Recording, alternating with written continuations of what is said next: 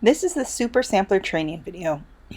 This video will show you how to set up the Super Sampler to the SciTOF.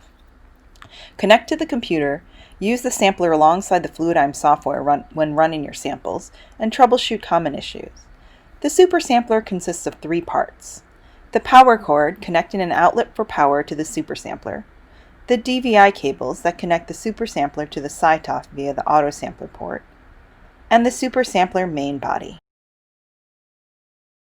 The main body has 3 lines attached to the valve: the SciTOF connector line to the west, the sample line to the north, and the water line to the east. The plunger driver holds the syringe directly below the valve. I use a series of 3 50 ml conical tubes with holes punched in the cap to place the water line in a tube filled with milky water, the SciTOF line in another empty 50 ml conical tube, and the sample line in one empty 50 ml conical tube. The empty conical tubes are waste tubes to collect the washes, flushes, and any excess sample you don't need. To set up the sampler on the SciTOF, place the main body to the east of the PSI. The sampler power plug and serial port are located at the top back of the Super Sampler.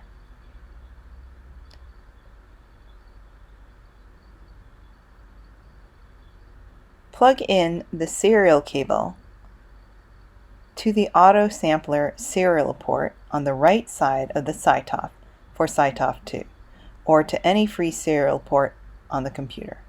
Use a USB adapter if necessary. One end of the cable will only fit on the SciTOF and the other on the sampler. Make sure you secure the connection with the side screws.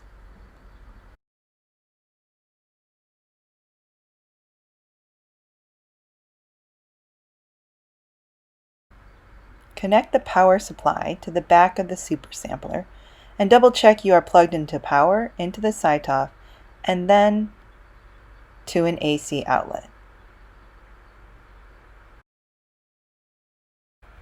Open the Super Sampler software, denoted by the black icon with the cape. The program will be a small rectangular box that will always run in front of the FluidHIMC SciTOF program.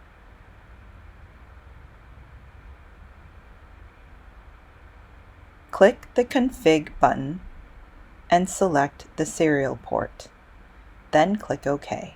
The SciTOF 2 Auto Sampler port is typically COM5. Make sure the lines are in either empty waste tubes or a water tube before initializing. Disconnect the blue nut from the Super Sampler valve. Then click Initialize. A pop-up window will show, reminding you to disconnect the Super Sampler from the SciTOF. Press OK. The syringe pump will home itself and sound like this.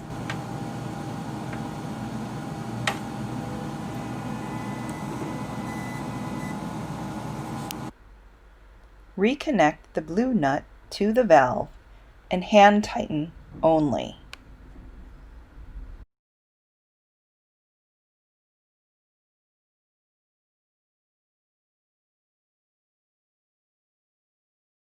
After the initialization, proceed to cleaning the sampler. Click the Clean button and a pop-up window will appear reminding you to place the SciTOF line in waste and the sample line in wash or nitric, making sure the line doesn't pop out of the tube. Clean the sampler 3 separate times, once with 3% nitric, once with FluidHIMC wash solution, and once with water. During the clean, you should see the fluid coming out of the end of the SciTOF line into the waste. If you do not, you most likely have a clog. After the last clean with water, keep the sample line in water and run the sampler program using water as the sample to take a look at the rain plots to see if there is any contaminated metal or cell residue left over. If there are cells or metals running through, proceed with another 3% nitric wash until you do not see any more contamination. The super sampler cannot be used to tune the sight-off and therefore should be placed to the east of the PSI until after tuning. Each clean program takes a few minutes long, whereas the deep clean takes about 12 minutes long. After tuning the instrument with the PSI, carefully move the super sampler to the west of the PSI as the sight-off connector line is too short to reach from the east side.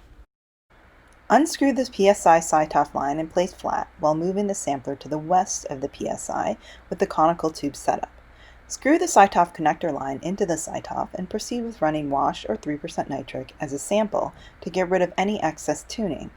The PSI will remain running and will need to have a filled wash tube and then water tubes for the remainder of the super sampler run.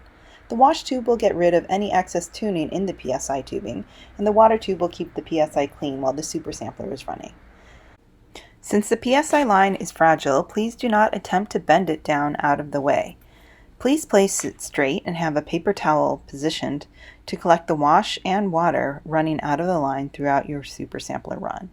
The super sampler program runs independent of the FluidIME sight-off program, which means when you press start on the sampler program, your sample will start running through the machine. But unless you press preview or record, the FluidIME software will not register or record any cells or metals, and you will not see cells or metals in the rain plot. Please do not forget to press record when running your samples.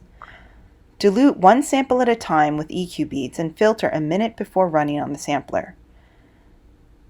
If all the samples are diluted at once and sit for more than 5 or 10 minutes, the EQ beads will start to bind to the cells.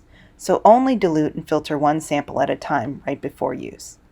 Place the sample line in the sample on the ice and press run on the sampler program, and then immediately press preview on the FluidIME program, making sure the cell density is not greater than 400 events per second. If the DNA stain creates a smear, the cell density of the DNA stain is too concentrated and must be diluted until there are separate DNA events. When the events in DNA stain look good, press record to record the events. Don't forget to set up either time or event number at the stop at limit in the FluidIME program. When the limit is reached, the FluidIME program will stop, but remember the sampler program will continue running sample until the sample volume has been reached, at which time you can set the program to run water after or just to stop. After the sample is finished, proceed with washing the lines before the next sample. To avoid clogs in the sight-off connector line or in the valve, flush the sample line twice, then start a 1-minute 200 microliter run with either wash or 3% nitric. Then flush 2 times again, and then run a 200 microliter water sample until the rain plot clears of debris, usually about 1 minute. Make sure there are no big cell clumps in the sample. Filter the sample before using on the machine, and there are no plunger degradation pieces floating in the syringe. These and/or the cell clumps will clog the valve, which would then need to be replaced. Keep 2 extra sets of valves and sight-off connector and sample lines in case of clogs.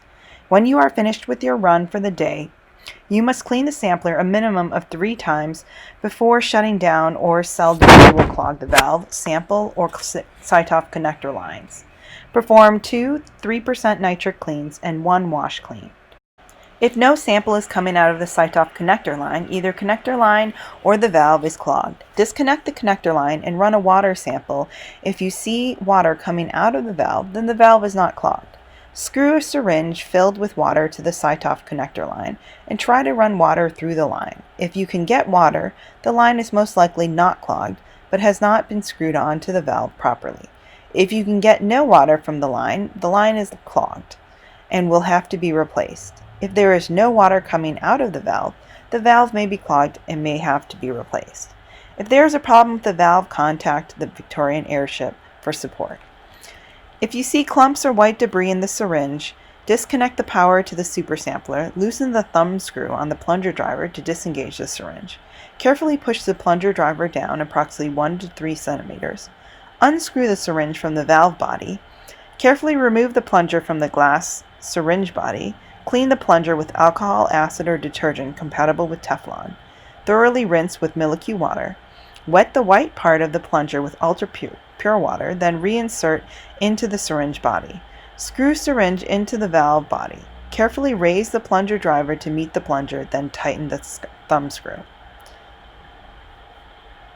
Setting up your super sampler upon arrival requires soaking the glass of the syringe in 3% nitric overnight. Do not let nitric touch the metal, and do not soak the plunger in 3% nitric. Carefully wipe the plunger 2 times with 3% nitric and immediately rinse with milky water. After the glass syringe has been soaked, rinse well in milky water and place plunger in the syringe. Place the bottom part of the plunger in the plunger driver. Tighten the nut to hold the syringe plunger in place, and carefully push the syringe up to the valve and screw into the valve. If the syringe is not screwed on properly, the super sampler will not initialize. Finger tighten line ferrules for all connections.